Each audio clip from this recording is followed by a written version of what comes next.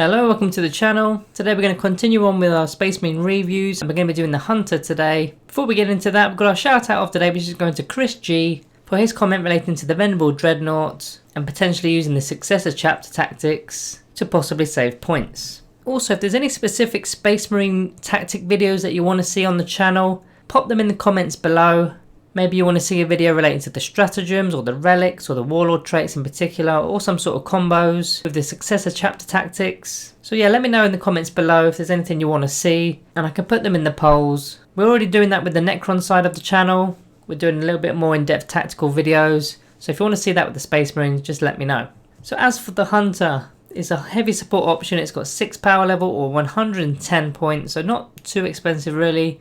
As for the keywords of note, it's got the smokescreen keyword and it's a vehicle. Onto the datasheet side of things, you've got a movement of 10 inches, weapon skill 6+, ballistic skill 3+, strength 6, toughness 8, wounds 11, attacks 3, leadership 8 and a 3+ save. Now this stat line does degrade. When it goes below 5 wounds, it's going to half the movement to 5 inches, ballistic skill goes down to a 4+, and the attacks go to D3, although the attacks aren't really that relevant on a vehicle like this. Then when you go to 2 wounds or less, you've only got a 3-inch movement with a ballistic skill value of a 5+, and then the attack goes down to 1.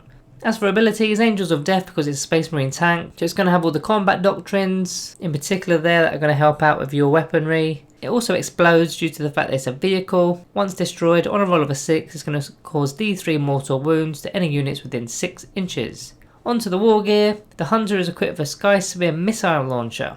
So quite a unique weapon this one. It's got a range of 60 inches, so it's virtually covering the entire board there. Heavy 1, strength 9, minus 3 AP and the damage is D6. And each time an attack is made against an aircraft unit, you're going to be adding 2 to the attack's hit rolls. And also against aircraft models, it's going to be going to damage at D6 plus 6. So it's a really good anti-aircraft weapon. Now the attack's hit roll going up by 2. The reason for that is usually it's a -1 to hit a flyer or an aircraft. So once you've taken that into consideration, it will basically be a +1, so you'll be hitting on 2s against those aircraft units. Now it is only one shot, which is a little bit disappointing, so if you miss it then that's really it. But the strength is 9, so you should very likely be wounded on 3s. The -3 AP does go to a -4 AP in the first turn, and as I already mentioned, against aircraft it's going to be D6 plus 6 damage instead of D6. Now against everything else on the board, it's virtually a las cannon, and a very expensive one at that. As for some upgrades for this tank, there are a couple here. So the first one is you can upgrade it with a Hunter Killer Missile, and the second one is simply adding a Storm Bolter. So the Hunter Killer Missile is another long range weapon which is 48 inches, heavy 1, strength 10, minus 2 AP and the damage is D6. It's a 5-point upgrade, but it's only a one-shot thing, so once you've used that shot, you can't use it anymore. So ideally you would use this in turn 1 because the AP will go up to a -3 AP with the combat doctrines. You should be wounded on 3s again, and that damage being D6 is a little bit unreliable. Probably going to need a command reroll if you roll poorly. You can also then add a Storm Bolter, which is only 24-inch range, rapid fire 2, strength 4, no AP 1 damage. Goes to -1 AP in the tactical doctrine, but you don't get bolter discipline due to the fact that it's not an infantry model, it's a tank. So therefore you will need to be within 12-inch range to get the 4 shots out. This is more of an anti-light infantry weapon, small screen, stuff like that. It's only going to chip off a wound or 2 at best. I wouldn't rely on it too much. It is only 5 points however. So as for some stratagems that work with the Hunter, you've got the Armour of Contempt. It's 1 command point used on a vehicle and it basically gives you a 5+4 now pain save against mortal wounds. I mean, I probably wouldn't ever really use this. You never know, against a mortal wound faction heavy list, such as Death Guard for example, it could be really key. It's also got the smokescreen stratagem because of the keyword it's got, so it would be a -1 to hit the tank for 1 command point. As for the chapter synergy, there's not much here. I'll go through a few of them anyway. Dark Angels for the +1 to hit if they remain stationary, so you can be hitting on 2s against the non-aircraft units. And with Imperial Fist, you're going to remove the light cover, as well as the 6s to hit with the Storm Bolter will be extra hits. Then Iron Hands have got the Wrathful Machine Spirit stratagem to re-roll the hits, and as always they've got those Tech Marine buffs because they're a vehicle heavy faction. It's also very difficult to bracket this thing in the Iron Hands due to the fact that they're going to have double the amount of wounds for the purposes of the data sheet, so it's not going to be bracketed until it's got a very low amount of wounds. Ultramarines can fall back and shoot at a -1 to hit penalty for their Codex discipline, and the Salamanders can re-roll a single wound roll, which could be pretty crucial if you miss that wound roll. And a -1 AP weapon becomes a 0 AP weapon when you're targeted as well, so it could help you out slightly there. Raven Guard with the Shadow Masters with the light cover saves if they're more than 18 inches away.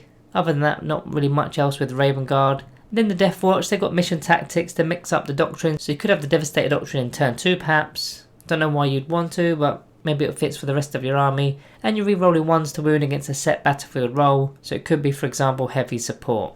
As for unit synergy, with vehicles you always want to take Marine because of the Blessing of the Omnisire ability to heal D3 lost wounds for your vehicle within 3 inches. And also the Tech Marine will grant you a +1 to your hit roll, again if you're within 3 inches. And you can upgrade this Tech Marine to a Master of the Chapter for 20 points. So instead of healing D3 lost wounds, it's going to be a flat 3. So no need to roll for that one.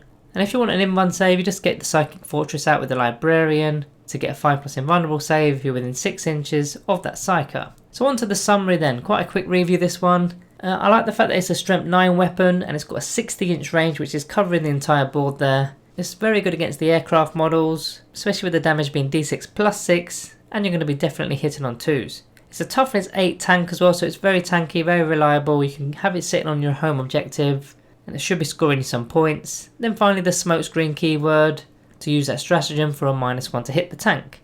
As for the bad, it's not core, so it's very difficult to actually buff this model. The actual launcher itself is a one-shot thing, so if you do miss, then you're either using that command reroll or you're just leaving it be. 110 points for virtually a single shot las cannon just seems a bit pricey for me.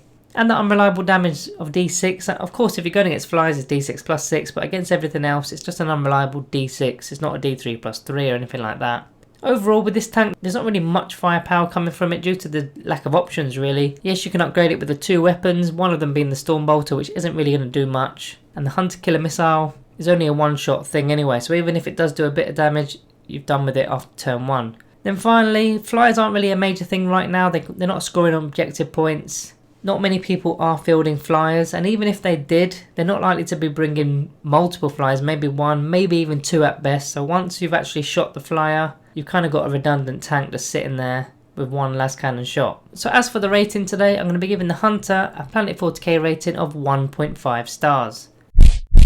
This one's not for me. There's plenty of other options within the heavy support section of the Codex. Whether it's infantry models like Devastators or Hellblasters or Eradicators or other tanks. I'm not even that keen on the tanks this edition, but even with the tanks there are just better options. Vindicators and whatnot. So guys, that's it for today. What would you rate the Hunter tank? Let me know in the comments below. And also remember that one of the comments at random will be shouted out on the next video. Thank you all for watching. Like and subscribe if you are new around here. And also share the video. If you've got a chance, get on Twitter and share the video out. We're trying to get to 4,000 subscribers now. That's the next big milestone for us. So shout out to you in particular if you're sharing the videos. So thank you all for watching and I'll see you in the next one.